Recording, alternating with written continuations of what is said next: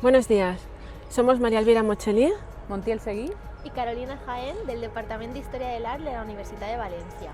En primer lugar, queremos agradecer a la profesora Dolores Frías y al grupo de investigación REME su invitación a participar en las cuartas jornadas Emocionate con los datos.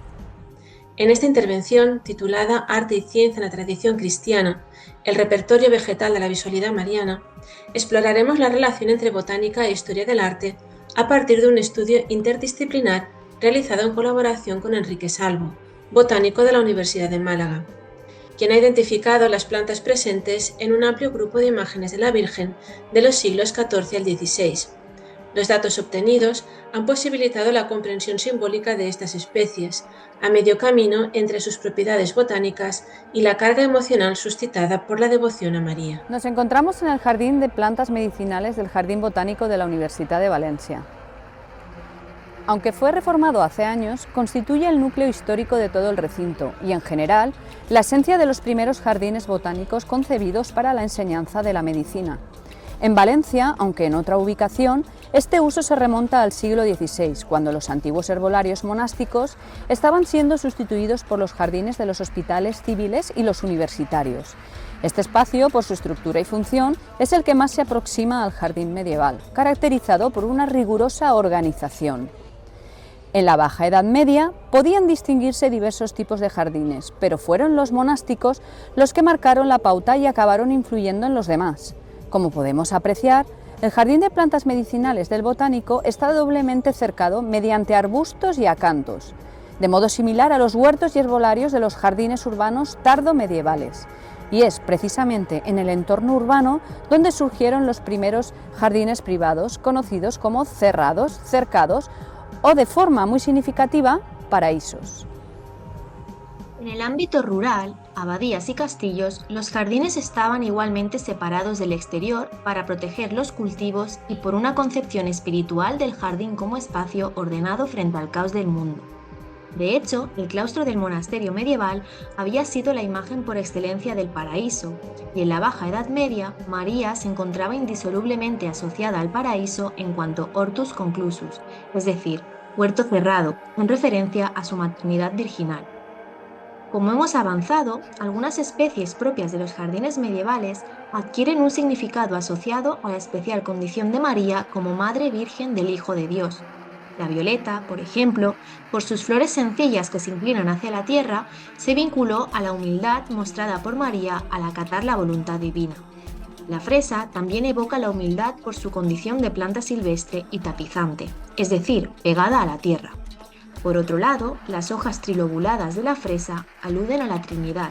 El color rojo del fruto recuerda el futuro pesar de María por la muerte de su hijo, mientras que sus flores blancas representan la pureza y la encarnación de Cristo.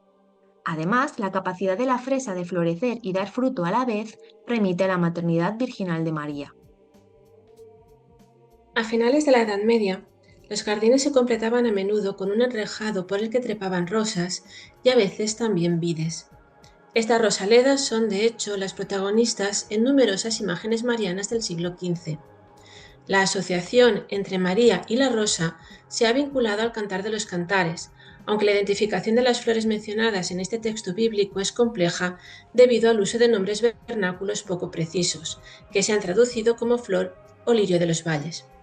En la segunda, se ha querido ver distintas especies, como lirio o azucena, aunque el término hebreo significa únicamente flor de 6 hojas. La rosa, en cambio, sí se menciona explícitamente en otro libro, el Eclesiástico. Fue esta, la rosa de Jericó, la que se asoció a María y adquirió preeminencia simbólica a partir del siglo XIII, con una significación variable en función de su color.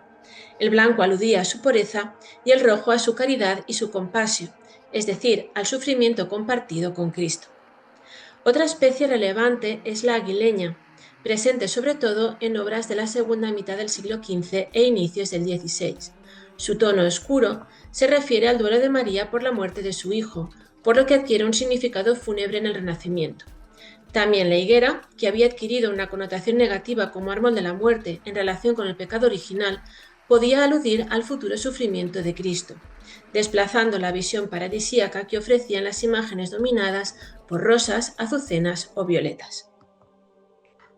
Durante la Edad Media, el conocimiento botánico se custodiaba principalmente en los monasterios, aunque llegaba a la población mediante imágenes en las que las plantas adquirían significados simbólicos.